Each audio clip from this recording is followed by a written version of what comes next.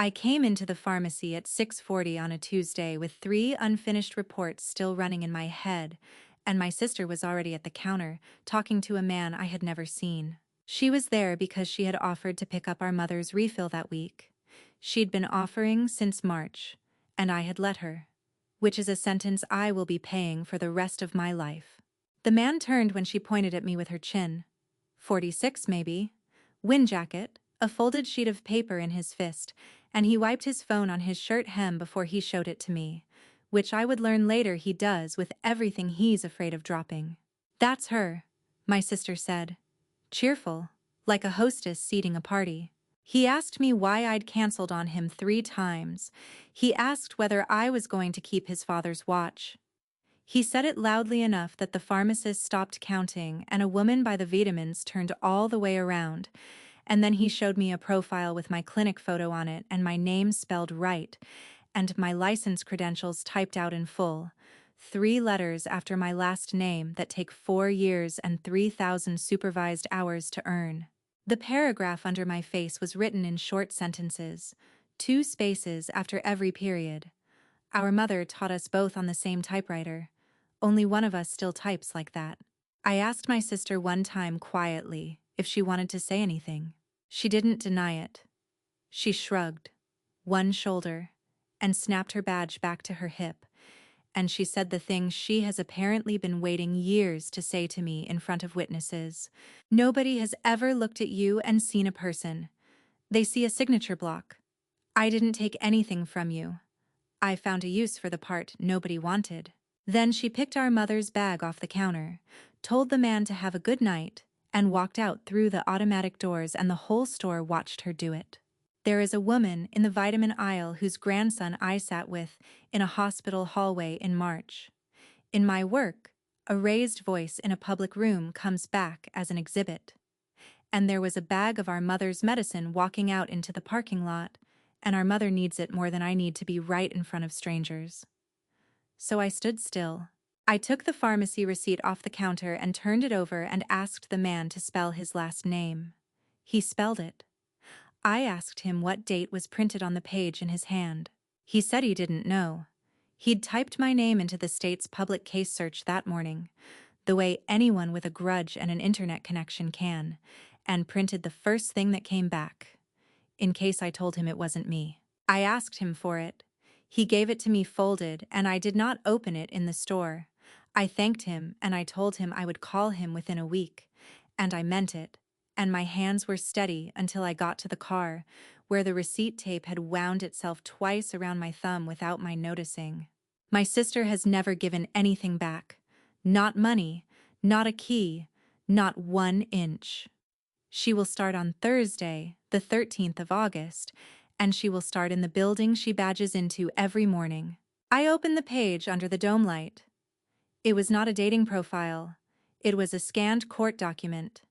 And in the middle of a paragraph I have never written, in a voice that is almost mine, was one sentence. I visited the home and observed the child. Beneath it was my signature and my license number, 6 digits I have carried for 4 years. Above it was a caption with 2 initials and the word minor, and a date, the 9th of September, last year. That was the day a court decided where a child was going to sleep. I sat in that parking lot with the engine off until the dome light timed out. Our mother's medicine was gone in my sister's car, and my phone was face down on the passenger seat, and I did not pick it up. 9 months. Paper like that stays fixable for 12. I did the subtraction twice. There is a yellow folder in my hall closet that my foster mother handed me the year I turned 18. I did not go to the closet. I went to the wall in the hallway and took down my license in its frame. The glass has been cracked since the day I hung it. And to understand why a cracked frame was the first thing I put my hands on that night, you have to go back to the year I was 8, and the woman with the clipboard who wrote about my kitchen without ever standing in it. I should tell you who I am before this goes any further, because for the next hour you're going to hear people say my name like it belongs to them. I'm Thea Yost. I'm 29.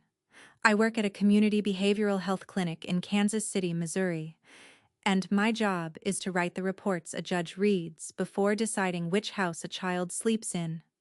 I have never written a sentence I couldn't stand behind in a room full of people who wanted me to be wrong. If someone with your last name has ever used your name for something you would never have agreed to, tell me in the comments. I read them, and I've learned more from them than from any training I've paid for. And stay with me until the 13th of August. That's the only other thing I'll ask you for. Before I slept that night, I did the one thing the man in the wind jacket had already thought of. I typed my own name into the same public search he had used that morning, at my own kitchen table, with the folded page open beside the laptop, and it gave me back 4. One of them was the case in front of me. I had never heard of the other 3. I wrote all 4 numbers on the back of the pharmacy receipt, under the spelling of his last name, and then I sat there until the screen went dark on its own. The copy window on the second floor of the courthouse opens at 8. I was there at 8, with 4 case numbers written on the back of a pharmacy receipt and a debit card, and I asked for certified copies of every document filed in all 4. The clerk at the copy window has a date stamp she hits twice on every request, once out of habit and once out of something else. She told me 5 business days and asked if I wanted them mailed. I said I'd come get them. Here is the thing I understood while she was writing my name on the request slip, and it is the reason I did not sleep that night. A request at that window is not private. It puts a line on the public docket, with a date on it, in a case that had gone quiet 9 months earlier. Every law firm in that county pays for a service that emails those lines out at 6 in the morning. My sister's firm is one of them. My sister, for 14 months, has been the person who opens that mailbox. She carried that line into her boss's office herself. She had to. It was her job. She called me Thursday at noon. In 14 months of phone calls and casserole pictures, that was the first time her voice had anything underneath it. She didn't apologize. She asked me for one sentence. Say on the phone that you agreed to let me help you with your paperwork. Just say it. There's someone here who needs to hear you say it. I let her talk. I said nothing that could be played back. I hung up. That afternoon, a letter she had already taken a $2,500 deposit on did not get signed. The notary at the folding table in the courthouse lobby told her he wasn't stamping anything with a license number on it this month. Not for her. Not for anybody. She gave the cash back in the second level of the parking garage, counted out of an envelope, and for the first time in 14 months, my sister did a piece of business that left a receipt. I want to be honest with you about what I knew that day, because it matters later. I had made one request at one counter. That was all I had done. Whatever emptied that folding table started before I ever walked into that pharmacy, and it did not belong to me. The year I was 8, a woman with a clipboard came to our house on a Tuesday in October and wrote 3 paragraphs about our kitchen. She described the smell of it. She described what was in the refrigerator. She never came past the front step. I know because I was the one who answered the door, and I stood in it the whole time, and I was small enough that she looked over my head the entire 11 minutes. We were gone by Halloween. 14 months. My sister was 4. When we came home, our mother had lost the second bedroom and had started keeping the television at a volume you can hear through a floor, and she has kept it there ever since. When I turned 18, the woman who raised me for the last of those months handed me a yellow folder and said, "When you're strong enough." I put it in a hall closet in 3 different apartments without opening it. People ask me why I didn't scream at my sister in that pharmacy. Here is the whole answer. In my work, the loudest person in a public room is the one who gets read back to her, line by line, at a hearing, by somebody being paid to make her sound unwell. I have watched it happen to mothers who were only telling the truth too fast. And our mother is 57 and takes 4 things every morning, and one of them was in a paper bag going out through the automatic doors, and being right in front of strangers does not refill a prescription. So I didn't scream. I went home, and I took a cracked frame off a wall, and I sat on the floor with it in my lap. Then I started counting. I called the man from the pharmacy on Friday, the way I said I would, and he picked a diner off 71 with a gravel lot because it was equally far from both of us. He was angry in the specific way of a man who is rehearsed. He wanted his father's watch.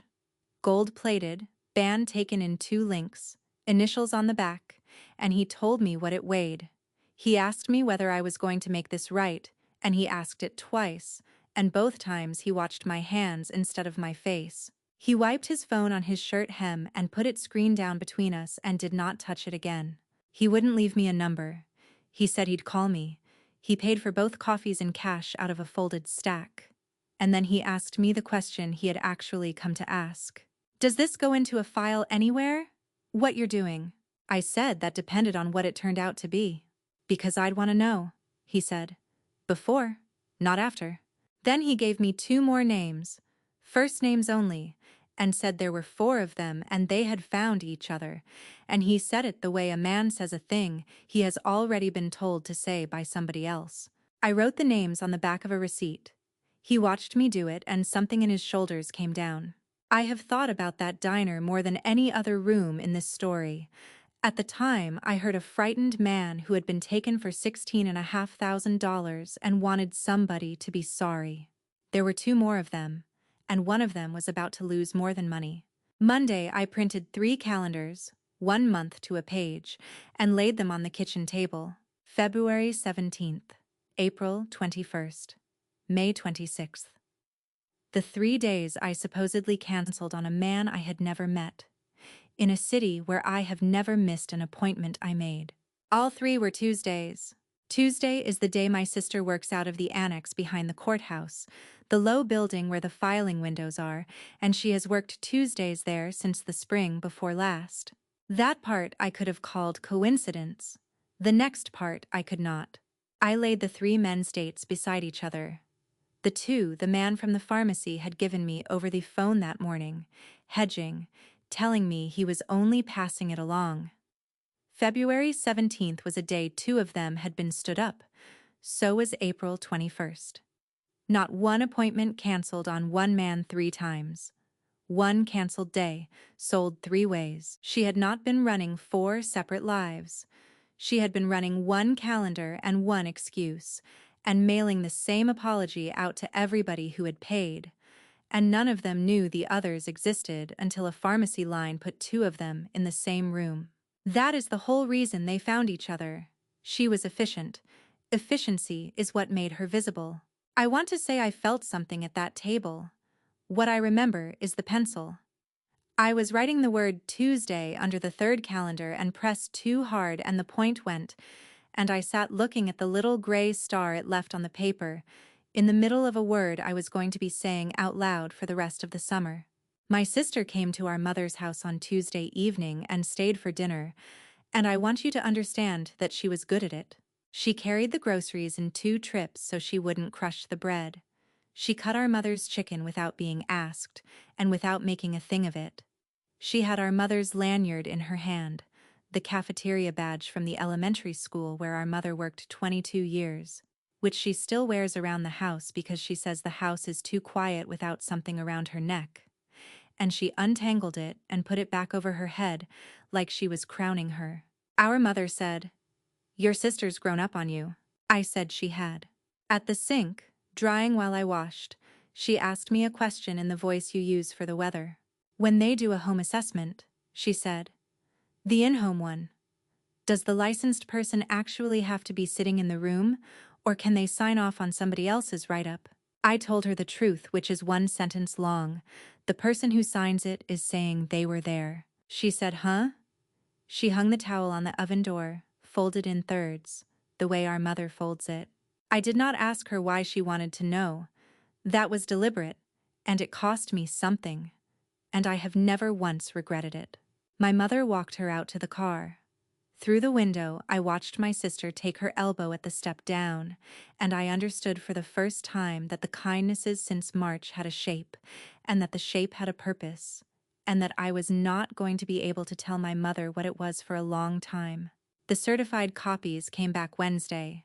4 sets, in 4 envelopes, and the clerk hit the date stamp twice on the receipt. I want to be exact about what these were, because it matters later, when people start telling me I had nothing but a story. They were not screenshots. They were not printouts from the internet.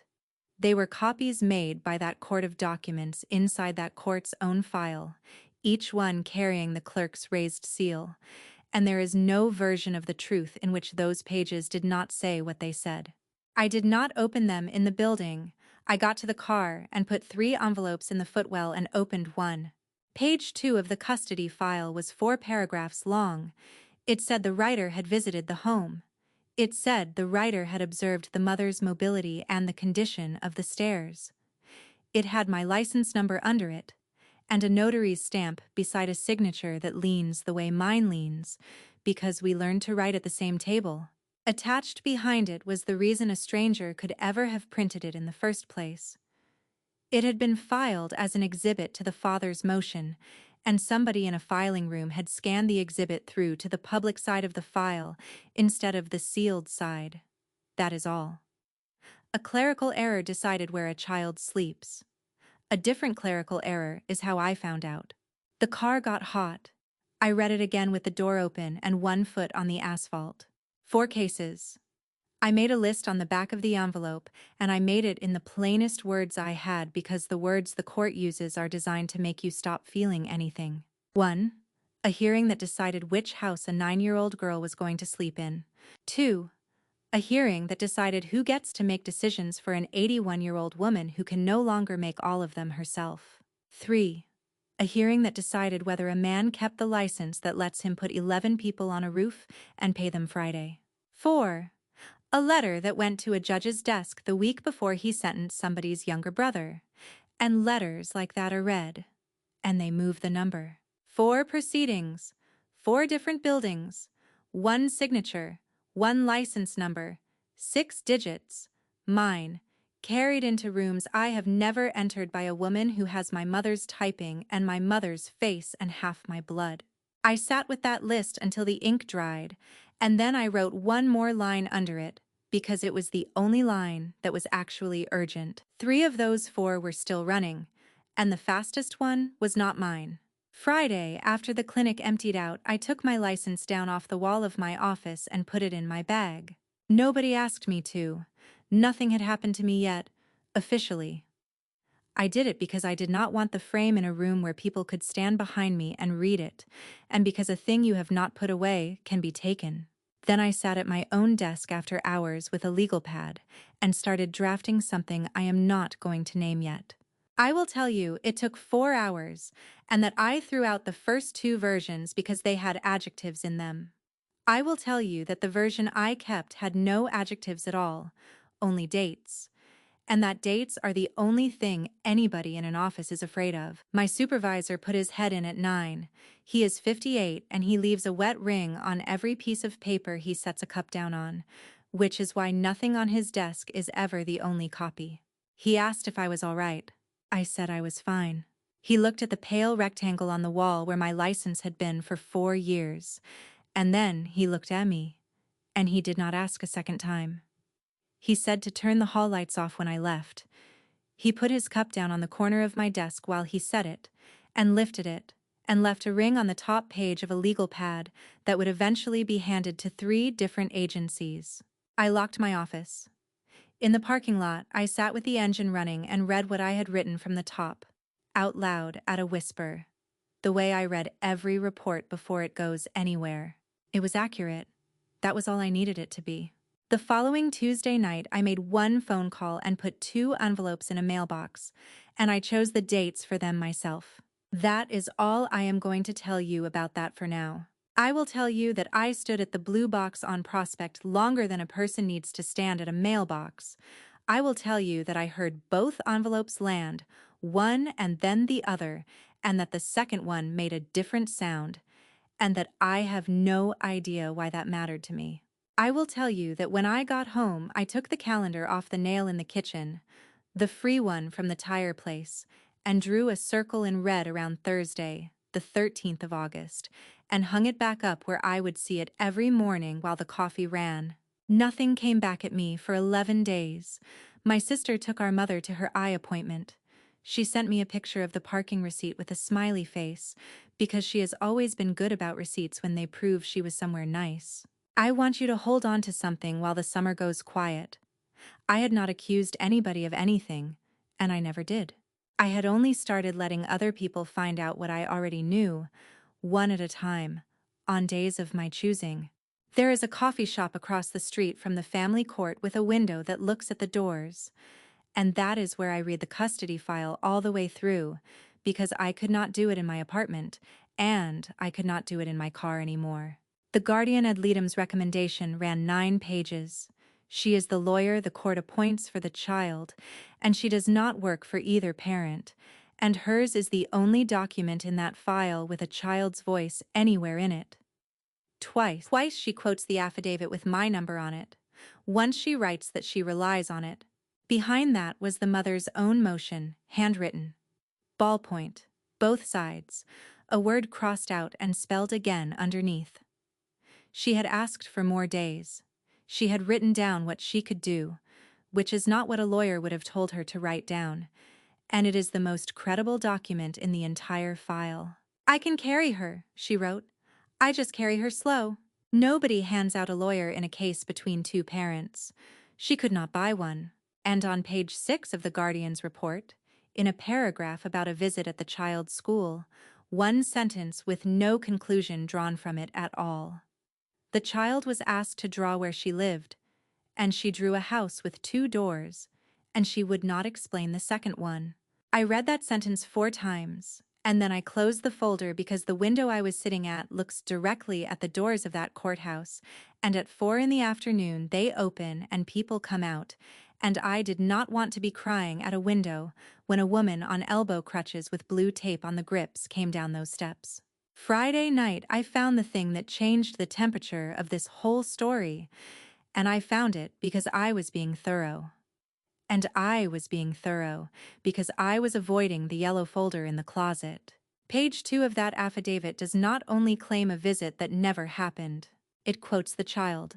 There is a sentence in the middle of the 3rd paragraph, in quotation marks, attributed to a 9-year-old girl by a woman who has never been in a room with her, and it says that she is frightened at her mother's house and does not like to be alone with her. I have taken statements from children for 4 years. There is a way you have to do it.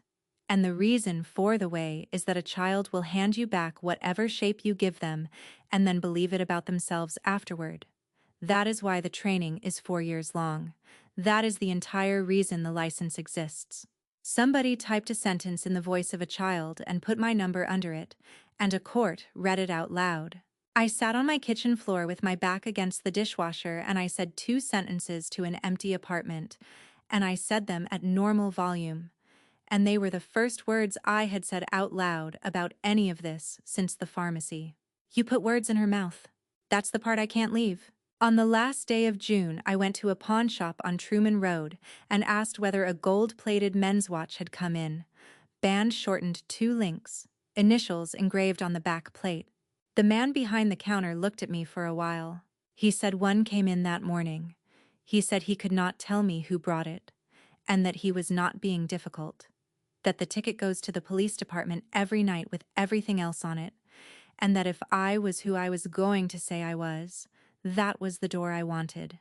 I did not ask him to show me anything. I did not ask him to hold it. I did not offer to buy it. And I want to say clearly why. Because it was the single most tempting hour of that entire summer. A thing you buy back is a thing you have moved, and a thing you have moved is a thing a defense lawyer gets to talk about instead of talking about her. I thanked him.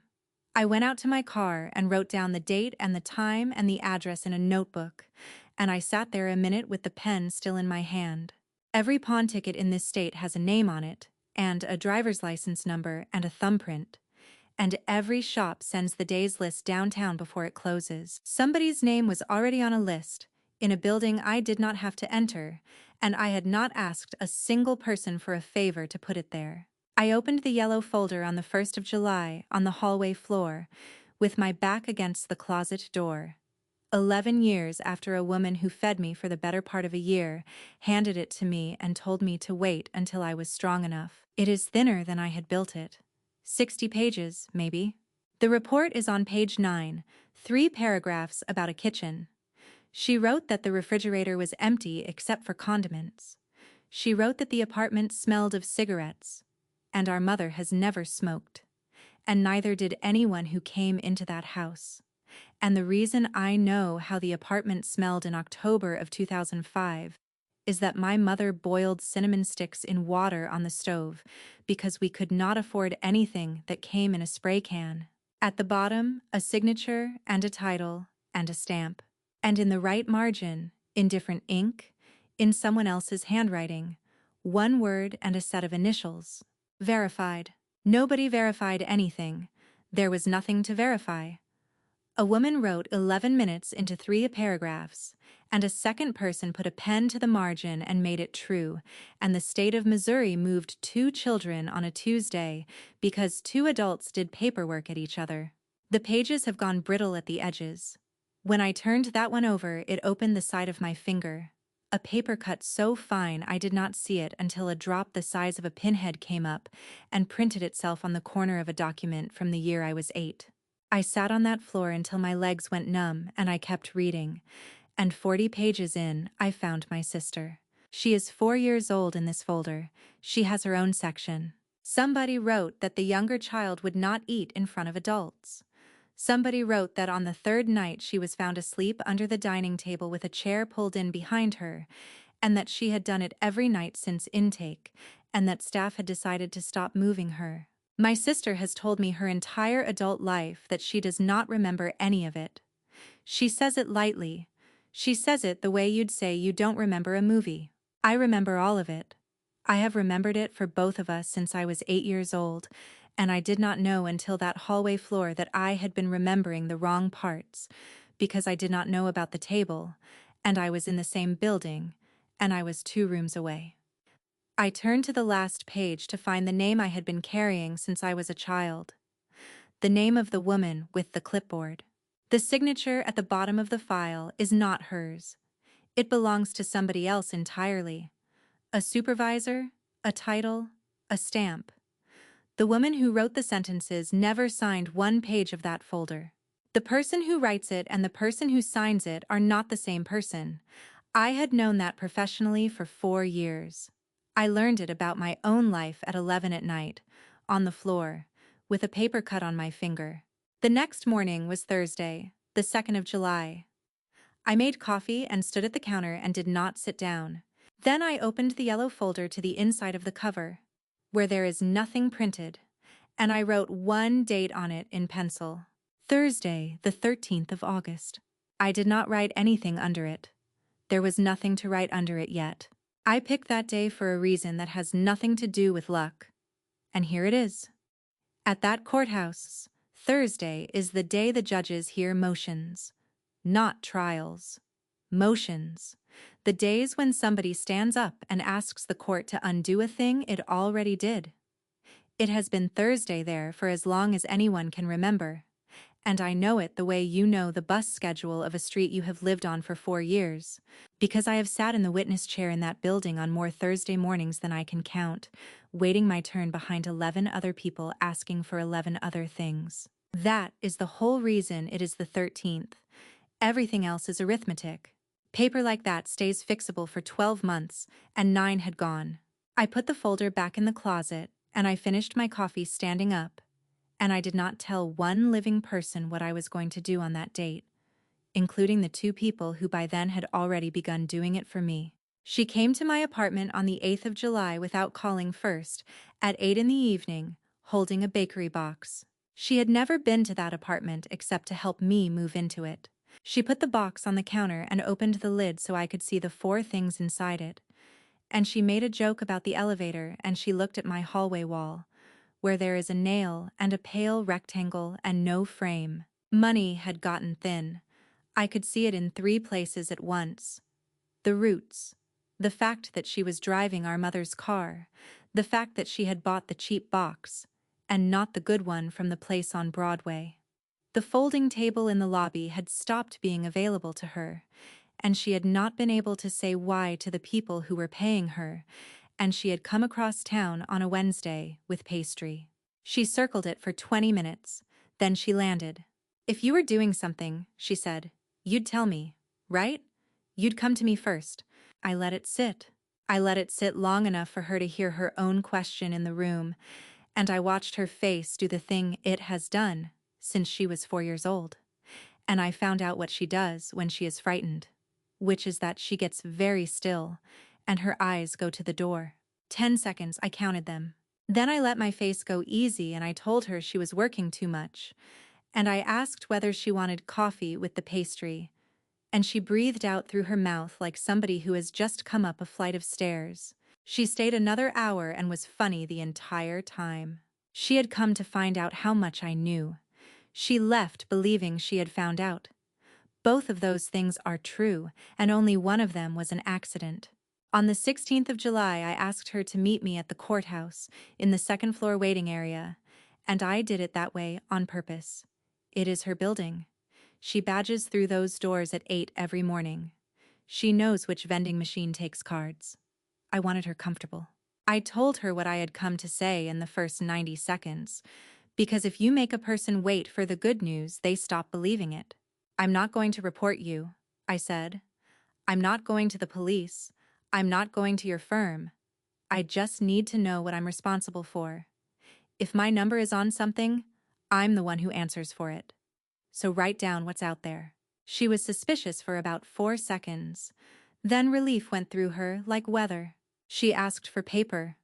I gave her the pad out of my bag and I put the pen down between us and I did not touch it again. She wrote 4 names, clients, she called them, and she used that word without hearing herself use it. And beside each one, a number.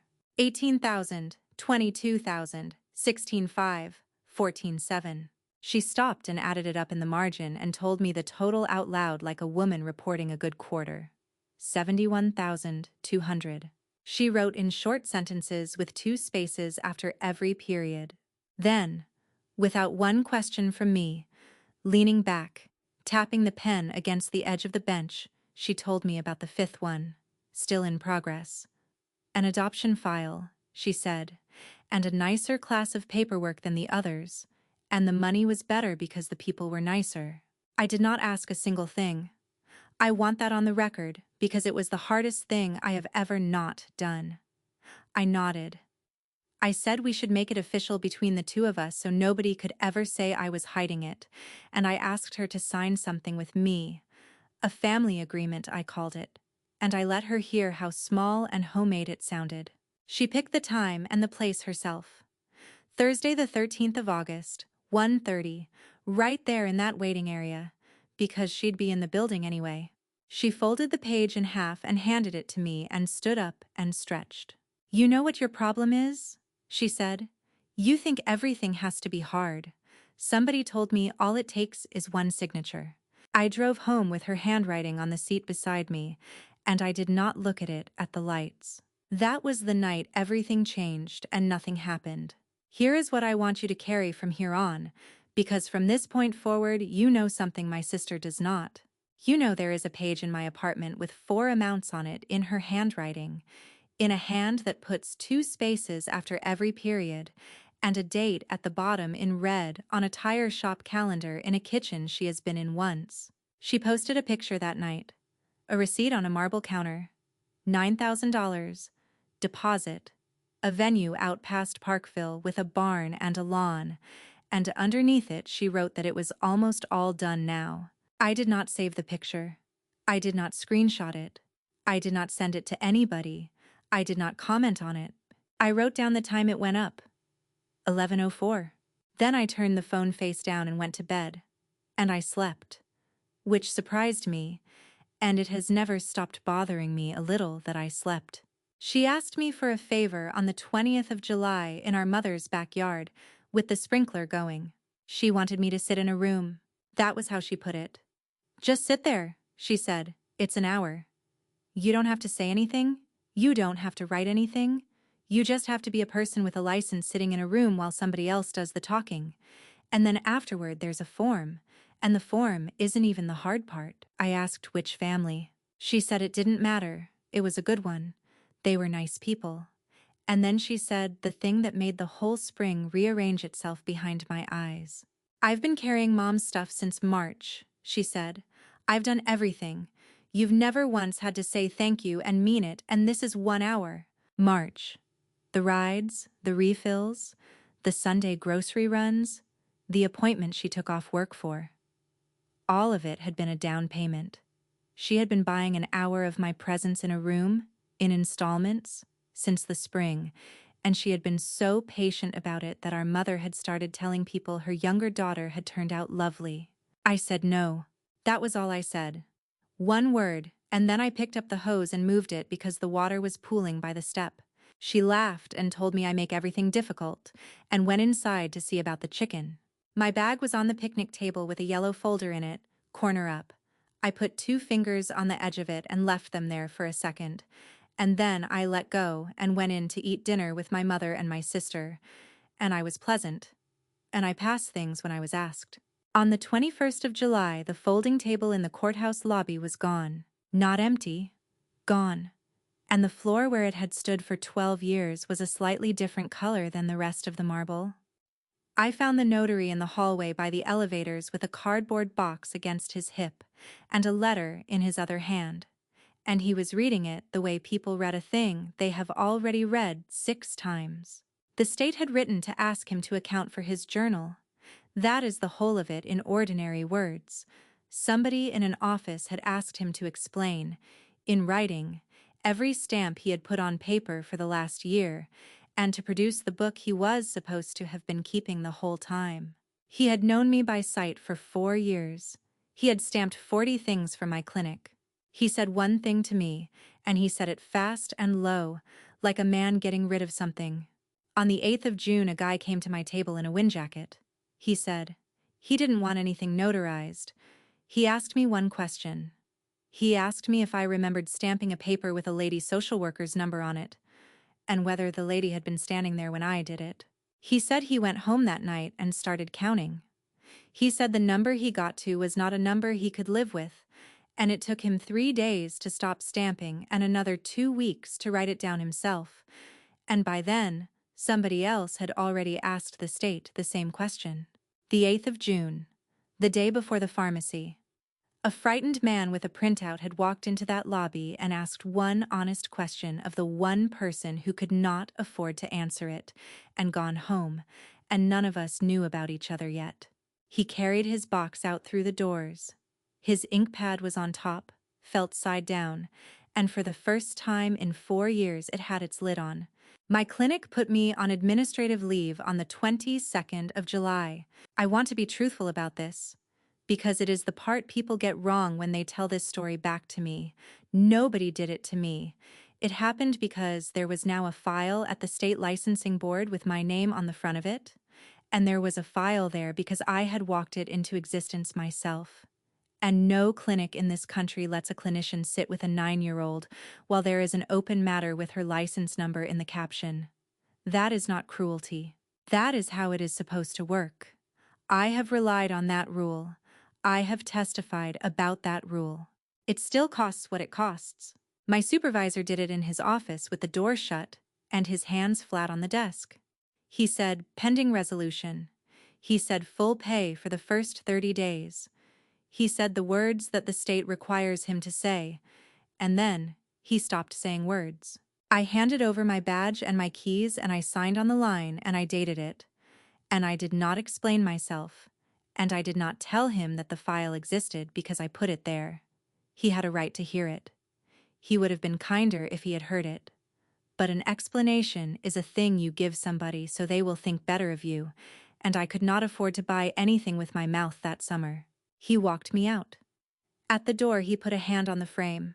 He said, whatever this is, don't do it fast. I carried a cardboard box to my car with a cracked frame lying face up on top of it, and there was a wet ring on the top page inside, and I drove home in the middle of a Wednesday afternoon for the first time since I was 25. By Friday my mother knew because my sister told her. She told it at the dinner table, gently, The way you deliver bad news about somebody you love. She said the state was looking into things at my job. She said she didn't know the details. She said she was sure it would be fine, and she put her hand over our mother's hand when she said it. My mother believed her. You have to understand what my sister is. She is not a liar in the way people picture liars. She tells you a true thing in a shape that leaves a hole, and then she looks sad about the hole. Our mother asked me, with the lanyard still around her neck, in her own kitchen, on a Friday, whether I could please let things be. Just for a while. Whatever it is between you two, she said. I'm too old for the two of you. I said all right. Then, at that same table over the potatoes, my sister told our mother that she had a new client coming, a big one, better than the others, a family that was adopting, and that after August she was going to be able to stop taking the small stuff. She said it in front of me. She said it the way you'd talk about a promotion. I got up and filled our mother's water glass and set it down by her right hand where she likes it. And on the way back to my chair, I looked at the calendar hanging on the nail by the door, at the tire shop calendar with one red circle on it, 3 weeks out. She stopped me on the sidewalk outside her own building on the 27th. She had been waiting. She came off the wall the second she saw me on the other side of the street and crossed against the light, and her badge came off her hip on the reel and snapped back twice while she walked. The firm had received a letter. That is all she knew about it. And it is all she needed to know.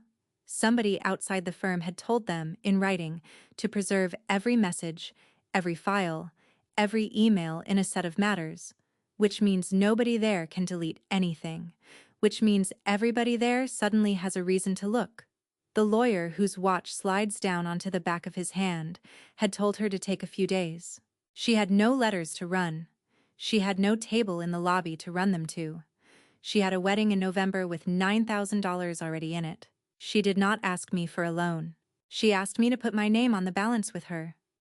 Cosign, she said, just so they don't cancel it. You have the credit. You don't use it for anything. You don't even have a car payment. I said no. She said my name like it was a full sentence, and then she said the second thing, which is the thing I think about. It's not even a real signature, she said. It's a formality. She reached down for the badge on her hip and gave the cord a yank the way she always does. And this time the reel jammed and did not take it back. And she stood on a public sidewalk in July holding a plastic card at the end of 18 inches of cord she could not retract, working the mechanism with her thumb, telling me I had always thought I was better than her. On the 28th of July, I sat in my car in a grocery store parking lot and had 2 conversations 40 minutes apart. The first was 3 sentences long, from a woman at the city who works on trade licenses. She was calling every name in a file. She wanted to know whether I had prepared an assessment attached to a hearing that was scheduled for the following week. I told her I had never heard of the man, the company, or the hearing. She thanked me and said the hearing would be moved and that they would be asking who had signed it. 11 people work for that man. He does not know their names in this story, and they do not know his, and none of them were going to be on a roof that Monday. The second call was a detective from the property crimes unit, and he did not sound interested in me at all, which is how you know somebody has already read the file. He asked whether I knew anything about a gold-plated men's watch, band shortened 2 links, initials on the back, pawned on Truman Road on the 30th of June. I said I knew it existed and that I had never touched it. He said the ticket had a driver's license number on it. He read me the last 4 digits and asked if I recognized them. I did. They are on the emergency contact card in my mother's kitchen drawer, in my handwriting, from a form I filled out for my sister when she was 19 and did not have insurance. Here is the part I could not stop turning over on the drive home, and it is the part the detective did not have to explain to me, because I had put the dates in order myself 3 weeks earlier. That watch went into a shop on the 30th of June. The line about my copy request went on to the public docket on the 10th. She knew somebody was pulling those files. She had carried the alert into her boss's office with her own 2 hands. And 20 days later she took another man's father's watch out of a drawer and put her own ID on the counter and pressed her thumb onto a card. On Thursday, the 30th of July, I wrote down everything that was true, and then I went and got it notarized by a woman at a folding desk at the back of a supermarket, 40 minutes from anyone I know. It took 9 paragraphs. It said what my license number is, and when I received it. It said, which 4 documents carry it. It said that I did not write them, sign them, authorize them, or know of them, and it said, the date and the hour I first learned they existed, and it named the pharmacy. It did not say who did it. I did not have to say who did it. Anybody who can read a docket and a pawn ticket and a payroll record can say who did it, and none of those things are mine to interpret. I filed it into a case that is not mine, as the person whose name was used. I am not a party. I do not get to ask that court for anything, and I did not ask it for anything. Then I went to the post office and mailed a certified copy to the legal aid office on the east side, the one that takes family matters. The one the girl's mother has qualified for since before that order ever existed. And I put my phone number on the cover sheet. And I stood in that line for 20 minutes with the envelope in my hand. I want to tell you the rule I made for myself standing in that line, because it is the only promise in this whole story I made out loud to nobody. Not one message to that woman. Not one phone call. Not one letter. Not one word at the courthouse if I saw her. Not one promise about what any of this might do for her. She had been alone at a table for 10 months because somebody with a license wrote a sentence about her without ever meeting her.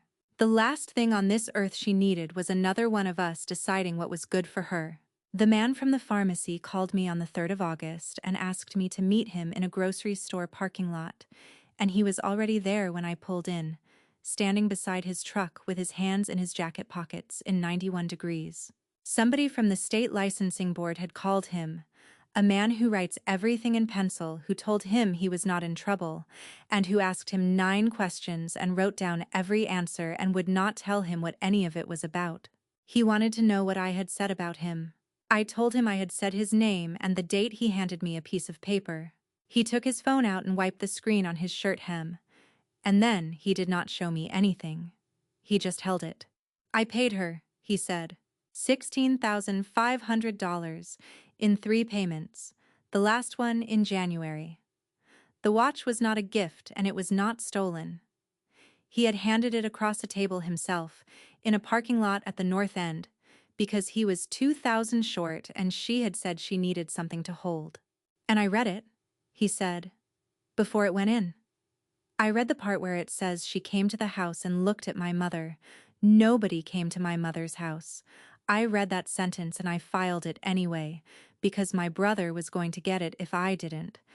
And everybody kept telling me it's just how it's done. He looked at the parking lot for a while. When I saw you in that pharmacy, I thought you were her, he said. I thought I could get loud at you and get my money back. Then you started writing my name down. There is a kind of quiet that comes into a body from the feet up. 4 men had not been taken in by a woman on the internet. 4 men had bought something.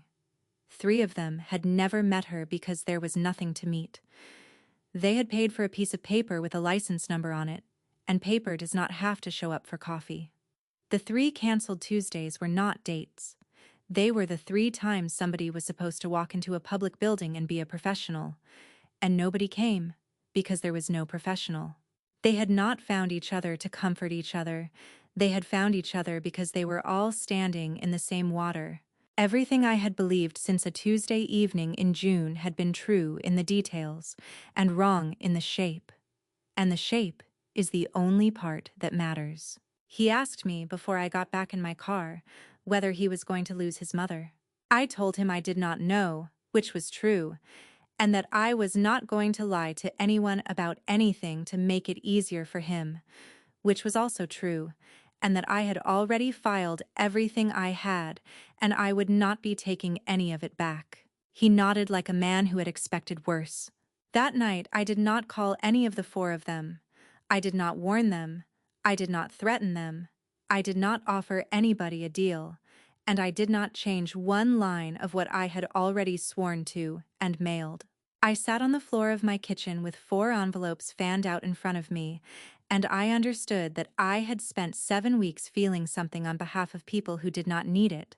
The rest of it took longer to arrive. Every single adult in this story wanted a piece of paper to say a thing that was not true, and every one of them had a reason they thought was good enough. A man who wanted control of his mother. A father who wanted more days. A man who wanted his crew to keep working. A woman who wanted a bigger number. A lawyer, somewhere behind all of it, who wanted a file to go through. And a girl who is 9, who had asked for nothing at all, and who had been asked for nothing, and who got moved anyway. 10 days left. 4 documents that a court had certified with its own seal were sitting in a closet in my apartment, and not one word of them had been read out loud in a room yet. At my mother's table on Tuesday, my sister said the numbers out loud. She had been drinking wine, 1 glass, and she was in the mood where she gets generous with information. She told our mother that people pay her for consultations. She said the word consultations twice. She said the range, 14 to 22, depending on how fast. And our mother heard the numbers and did not understand what they were attached to, and made a small proud noise. Then my sister said the thing that I would like everyone who has ever been called dramatic to hear. Most of it's just knowing which desk, she said. The rest of it, people way above me handle. Then she asked me to pass the salt. I passed the salt. I have gone over that dinner many times, and I cannot find a single thing I should have said. Every sentence she said at that table was a line item, and she read them out herself, in her mother's dining room, with the windows open, to an audience of 2, one of whom was applauding. On the wall by the door, the tire shop calendar hung on its nail, and 3 days of August had been crossed off with a pen, and the red circle was close enough now that you could see it from a chair. Thursday the 6th, I drove past her building because it is on the way to the hardware store, and I did not stop, and I did not slow down, and I saw it anyway. Her boyfriend was carrying a camera bag out of the lobby with the strap across his chest, and a light stand under his arm, and a second trip's worth of things stacked by the door. He is 30. He took the photographs. A woman at a table with paperwork, a woman shaking hands, a woman in a blazer in front of a building. Not one of them has a face you can see clearly, and all of them were shot in the same 40 minutes in a rented conference room. Somebody with a badge had called him and asked him about those photographs. That is all it takes with a man like that. He had spent 16 months believing he was helping with a small business, and it took 1 phone call and 11 minutes for him to find out what he was, and he did the arithmetic on the sidewalk with a light stand under his arm. What I did not see, and only put together later from what other people told me, was the rest of that afternoon.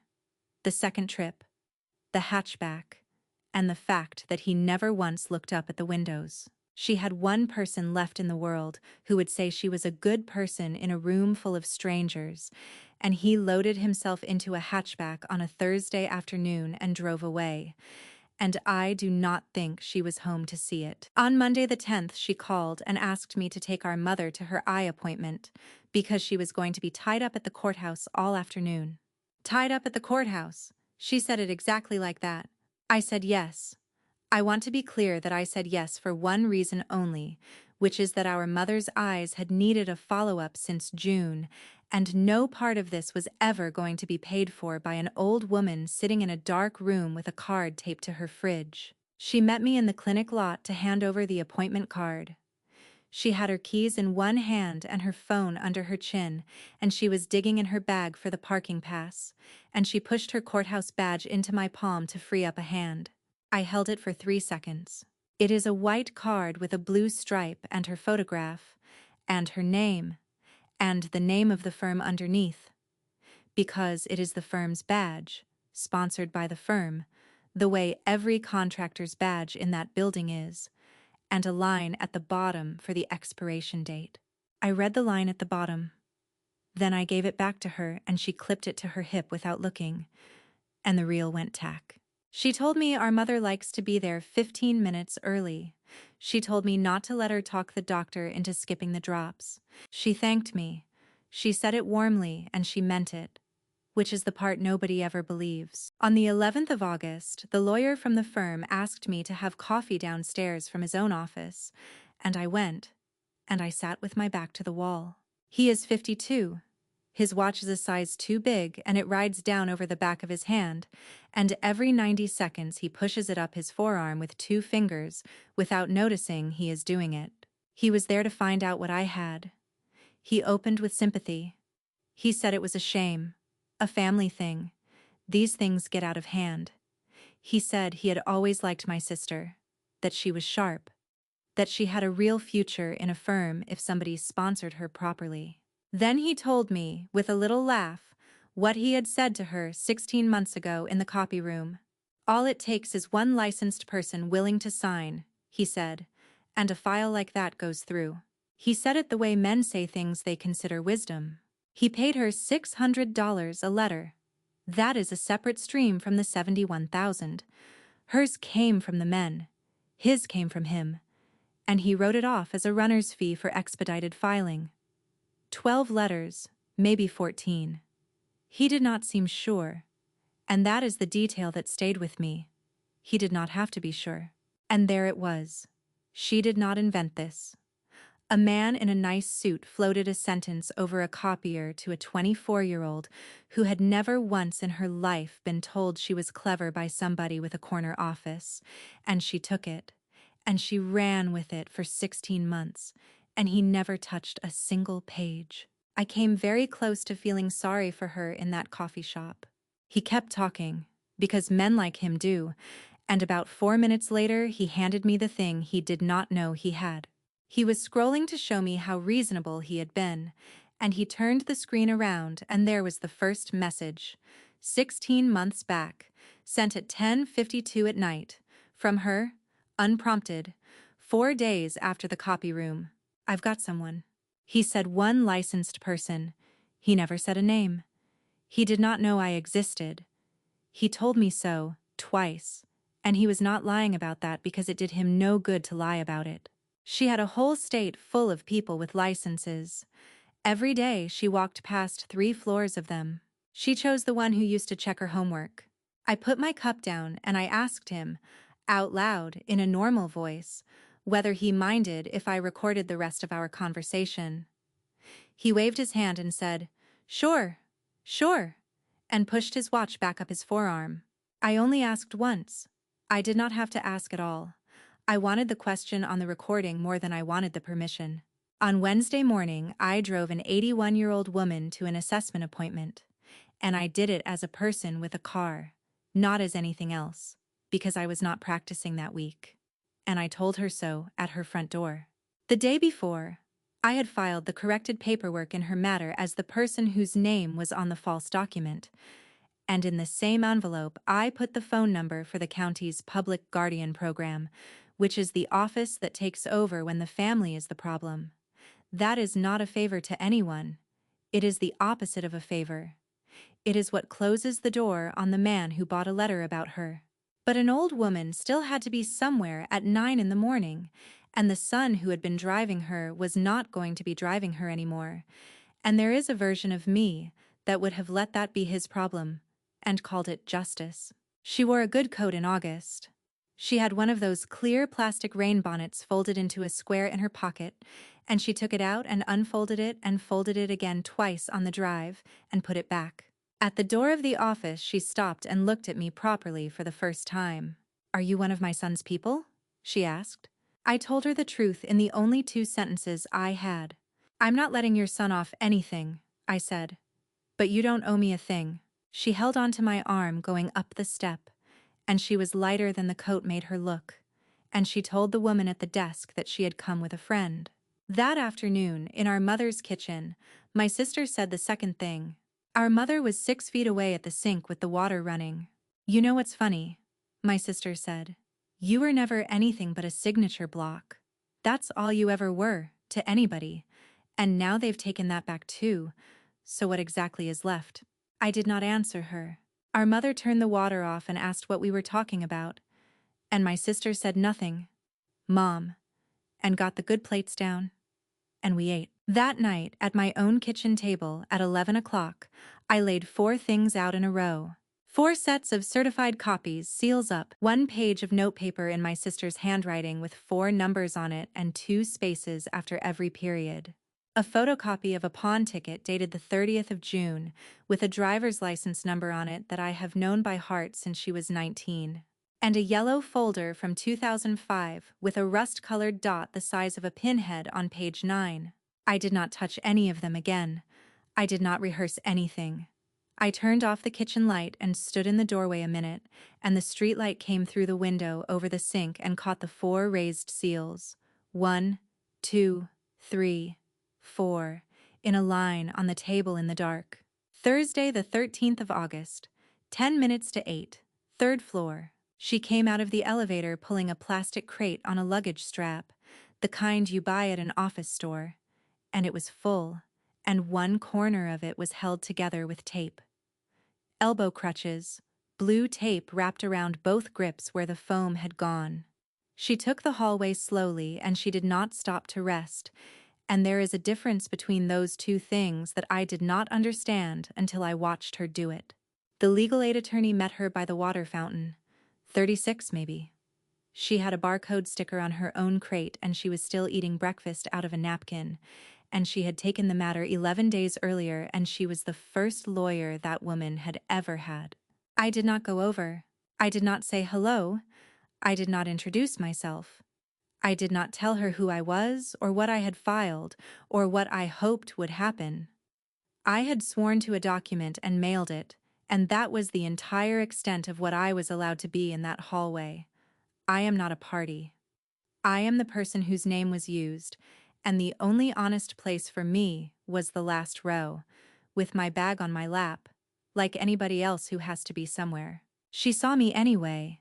Women who have been alone in buildings like that learn to read a room from the door. She looked at me for about 2 seconds.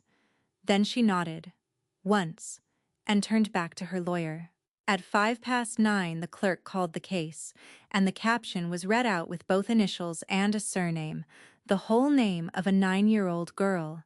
11 months of her life had gone by while I carried her file, and it was the first time I had ever heard what she is called. At 9 minutes past, 4 sets of certified copies went onto the table in front of the judge, and I want to tell you what a room like that actually sounds like, because it is not what television has told you. It sounds like paper. The legal aid attorney did not make a speech. She handed up the affidavit and the certified copy of the affidavit and my sworn statement, and she said that the moving party's central exhibit contained a home visit that never occurred and statements attributed to the child by a person who had never met her, and she said it in about 40 seconds and sat down.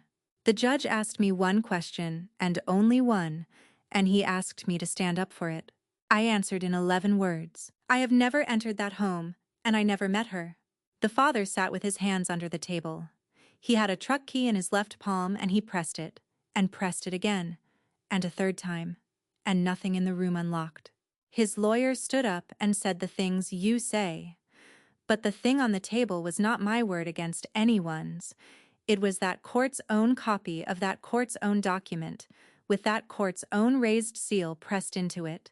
And there is no argument you can make against a seal except to say it should not be there. And he could not say that, because it was. Nobody broke down. Nobody stood up and confessed to anything. Not one person in that courtroom said a true sentence they did not have to say. There was just paper and a seal, and the sound of a key being pressed under a table. The judge said he needed 20 minutes. He did not say what for. While that room sat waiting, and, it turned out, since before it ever sat down, 3 other things were happening in 3 other buildings, and not one of the people in any of them knew that the other 2 existed. At 20 to 9, in an office 3 miles away, a clerk who works for a federal judge called a law firm to ask about a character letter that had been filed in a sentencing file, and specifically about the credentials of the person who wrote it. At 9:15, that firm withdrew its sponsorship of a runner's building access because a firm that is being asked that question by that office does not keep anything in its name that it cannot explain by lunch. At 9:30 in the probate division on the 5th floor, a son's petition did not go forward, and an 81-year-old woman had a stranger from the county appointed to look after her interests, which is not what anybody wanted and is better than what she had. And sometime that morning, a letter from the city arrived at a job site with a trailer on it, and 11 men found out they would not be working Monday, and the man who employs them found out he was going to be explaining a signature to a licensing panel in September. 4 rooms, 4 sets of consequences, 1 number, 6 digits, that I have carried since I was 25. 20 minutes took an hour and 5. At 10:25, the judge came back and set aside the order. I had built the entire summer around one word, and the word was vacated, and I got about 4 seconds of it. Then he kept talking.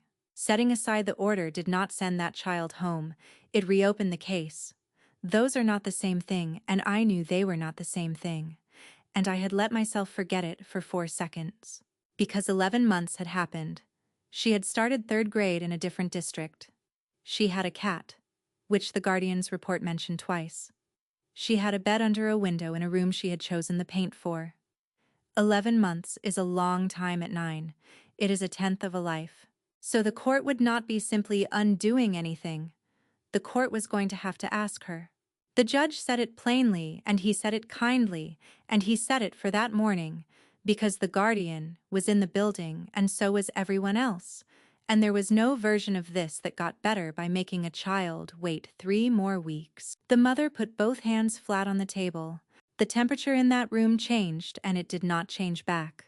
I had spent 2 months in my job, and every hour I was not asleep getting one piece of paper taken off a stack.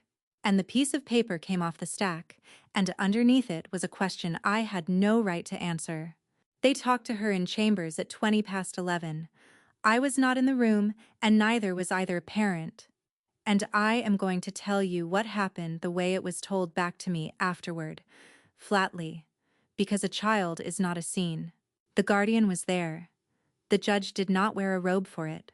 She was asked what she liked about where she lives, and she answered. She was asked what she likes about her mother's apartment, and she answered that too, and both answers took about the same amount of time. She was asked whether there was anywhere she wanted to be. She counted her fingers before she answered. The Guardian wrote that down, because it happened before every single answer she gave that morning. A girl with a cat barrette in her hair, working through something on her hands before she would let herself speak. She did not choose anybody. What she said was that she did not want to make her mother sad, and she asked whether anyone would tell her mother what she said in there. 9 years old, in a room with 3 adults, and the only thing she was trying to protect was somebody else. She had a piece of paper with her, folded in quarters, held in both hands the entire time. Nobody asked her what it was, and she did not give it to anyone. At 1:30, my sister came to the 2nd floor waiting area to sign a family agreement. At a time and a place she had picked herself 4 weeks earlier. She badged the door. Red light. She badged it again. Harder, the way everybody does. Red light. She held it flat against the reader and counted to 3 and pulled it away slowly. Red light. The officer at the desk was somebody she says good morning to every morning. He tried his own card and it opened, and then he tried hers and it did not. And he made a phone call up to the firm and stood there with the receiver against his ear for a long time while nobody answered it. She got in behind a woman with a jury summons. There were 4 things on the table when she sat down. 4 sets of certified copies, seals up. Her own handwriting, 4 names and 4 numbers, 71,200, 2 spaces after every period. A photocopy of a pawn ticket from the 30th of June. And a copy of the 5th letter, the one she had told me about herself, in that same room, in July. That one came to me in the mail. When a lawyer verifies a clinician's license before relying on a document, the state system tells them whether there is an open matter, and there was an open matter, because I opened it myself in June. So the adopting family's attorney did what careful people do. She wrote to my clinic and enclosed a copy, and asked whether I had authored it. My supervisor forwarded the envelope to my apartment unopened. The notary stamp on the fifth letter is faint. You can barely read the date in it. That is what a stamp looks like when it comes off a pad that has had its lid on since the third week of July. My sister looked at that table for a long time. She did not confess. I want to be very clear about that because people always want that part, and it never comes. She said, "Who did this to me?" I told her two things, and then I did not say anything else. Nobody did this to you. Every single piece of paper on this table has your handwriting or your thumbprint on it. She badged out through the door on her way to the stairs, out of habit, and the light went red for the fourth time, and the reel snapped the card back against her hip. At 10 to 2 they came out of the elevator bank on the second floor, the mother and the girl, because they had been downstairs waiting while an order was written up. My sister was 6 feet away with her card in her hand, saying her own name to the officer at the desk, and then the name of the firm printed under it. She said both 3 times. She spelled the last name. "It is my last name." The girl stopped walking. She had heard it that morning, in a room with the door shut, when 3 adults explained to her as gently as they knew how why she was being asked things by strangers. They had told her that the paper with the wrong sentences in it had one person's name signed at the bottom of it and had been typed by somebody else entirely, a woman who worked at a law firm downtown and had never been in a room with her. So when a woman at a security desk said that same last name out loud 3 times, and then said the name of the firm she worked for, a 9-year-old did the only piece of arithmetic left in that building. She unfolded the paper she had been holding all day. It was a drawing of a house, a yellow house with a fence and a tree and a cat in the window, and 2 front doors, side by side, both of them the same size. She held it out to my sister with both hands, the way you hand in homework. "You wrote down where I like to live," she said, "and you never asked me one time." Then she folded her hand into her mother's hand, and the 2 of them got into the elevator, and the doors closed on a woman on elbow crutches and a 9-year-old girl holding a plastic crate handle with her free hand. My sister was still holding the drawing when the judge upstairs signed the order sending the whole file to the prosecutor's office, which happened at 4 minutes past 2, and which I found out about 11 days later like everybody else. My phone rang at 20 past 2. The chair of the state licensing board, with the man who writes in pencil on the line as well, reading me a sentence they had entered into the record that morning. "In this matter, Ms. Yost is the complainant, not the subject." I stood in a stairwell with my hand flat against the cinder block and I said one thing. "I'd like that in writing." 8 months later, at the end of April, I sat in a backyard on the east side with a paper plate on my knee. She turned 10 on Saturday. There were 9 kids and a folding table and a sheet cake, and a ramp somebody's brother-in-law had built over the 2 back steps in a weekend. The reopened case took until February. It ended the way it should have started, which is that they asked her first, and they asked her more than once, and they asked her in a room where neither parent could hear the answer. She lives with her father during the school year. She has her mother every other weekend and half the summer and every Wednesday night, and the bed under the window stayed where it was, and the cat stayed, and nobody made her change schools again. I do not think that outcome is a happy ending. I think it is an honest one, and I have stopped believing those are the same thing, and I have stopped needing them to be. There is a drawing of a yellow house with 2 front doors on the refrigerator in that kitchen. There is a copy of it on a refrigerator across town. Her mother made the copy at a drugstore and did not ask anyone's permission. The board closed its file on me in October without ever making me the subject of it. My clinic took me back the first week of November. I was gone 3 months and 11 days. My sister was charged in September with forgery and with making a false declaration, and the case is still going, because they always are. She is permanently barred from the filing floor of that courthouse. Her building access was terminated on the 13th of August at 9:15 in the morning, and the card itself was cut in half at the security desk in front of two officers, and she asked whether she could keep the lanyard. Here is the part that I did not plan and could not have planned, and it is the only piece of this that ever kept me up afterward. She spent 16 months making a living out of walking other people's signatures into a courthouse. In January, she needed one, a cosigner, for an apartment. Because a woman with an open forgery case cannot rent anything by herself in this county. Our mother cannot. Her boyfriend is a witness in her own case. The firm is not returning anything. She called me. I said no, once, and I did not explain it. And I did not hang up on her.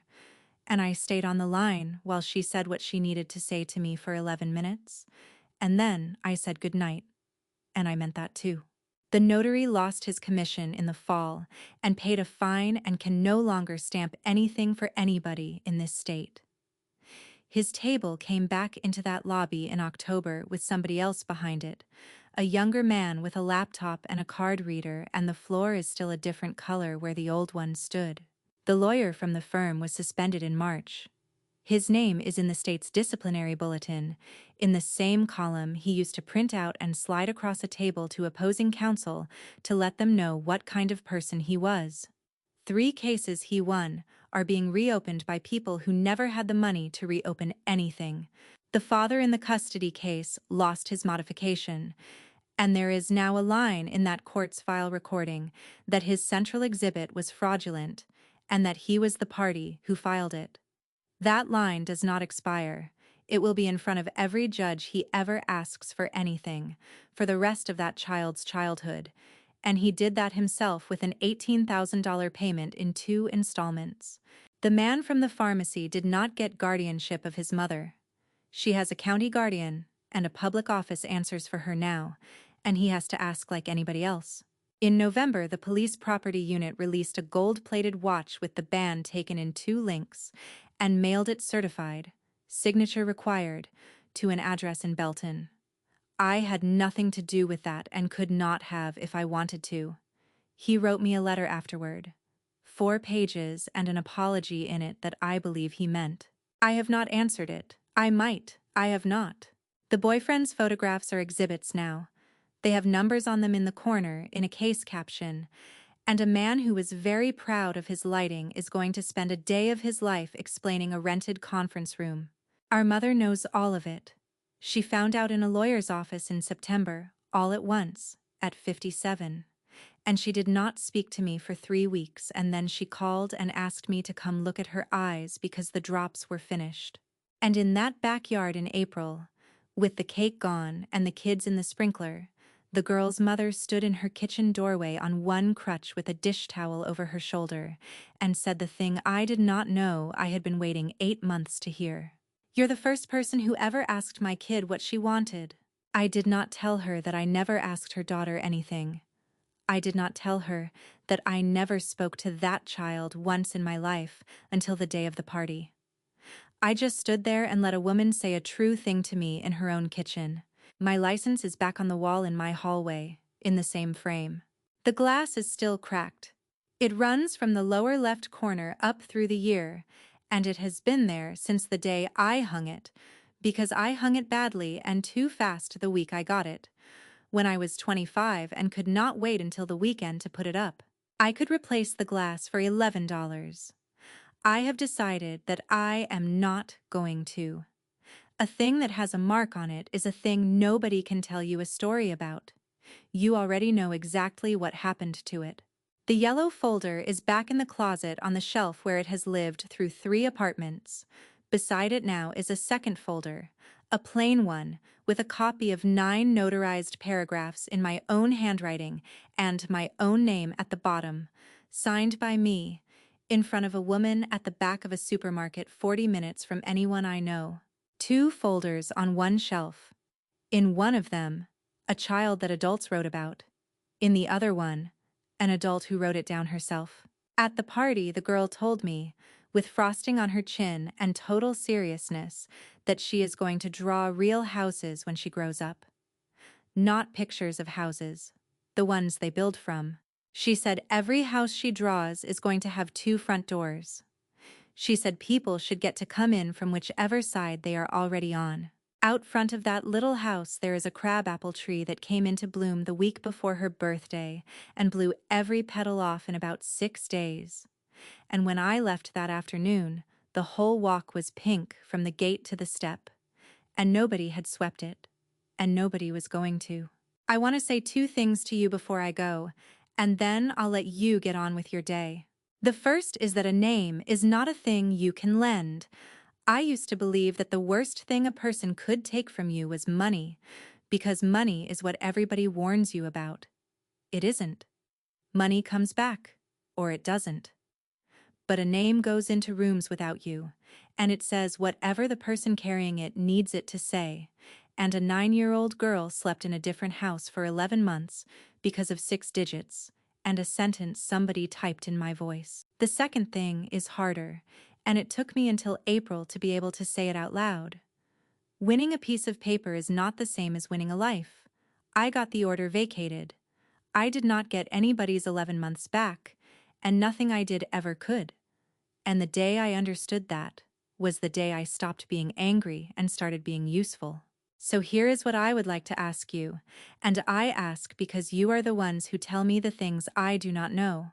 Has somebody in your family ever signed you up for something you would never have agreed to? Not a prank, not a joke. A real signature on something real with your name on it. What did it cost you? And did anybody ever admit it? Tell me in the comments.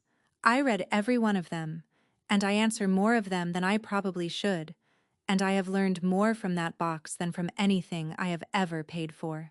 Thank you for staying with me all the way to the 13th of August.